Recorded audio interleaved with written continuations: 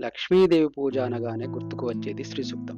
శ్రీ సూక్తంతో పూజ చేస్తే శ్రీదేవి సులభంగా ప్రసన్న అవుతుందని ప్రతీతి. అయినప్పటికీ శ్రీ సూక్తంతో పూజ చేయడం అందరికీ అందుబాటులో లేని విషయం. శృతులు తెలిస్తే కానీ సాధ్యం కాదు. అందువలన లక్ష్మీదేవి పూజ సులభంగా ఎలా చేసుకోవాలో తెలుసుకుందాం.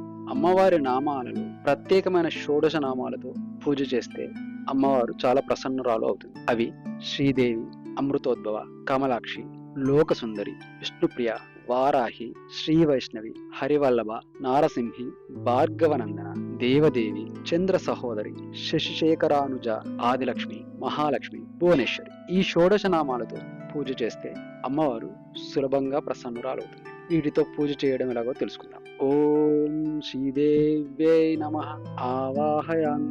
ఓం అమృతోద్భవాయై నమః ఆసనం సమర్పయామి. ఓం కమలాక్షై నమః పాద్యం సమర్పయామి. ఓం లోకసుందర్యై నమః ఆర్ఘ్యం సమర్పయామి. ఓం విష్ణుప్రియాయై నమః ఆచమనీయం సమర్పయామి. ఓం వారాహ్యై నమః స్నానం సమర్పయామి. ఓం శ్రీ వైష్ణవ్యై నమః వస్త్రం సమర్పయామి. ఓం హరివల్లభాయై నమః యజ్ఞోపవీతం ధారయామి. ఓం నారసింహై నమః గంధం ధారయామి.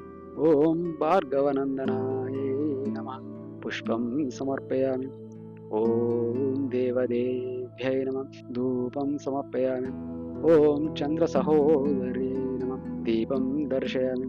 ఓం శశిశేఖరానుజాయ నమః నైవేద్యం సమర్పయామి.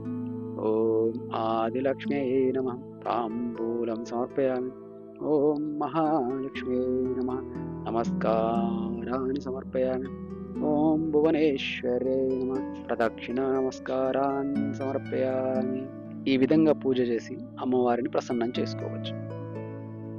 Thank you for watching. For more videos, like, comment, share, subscribe.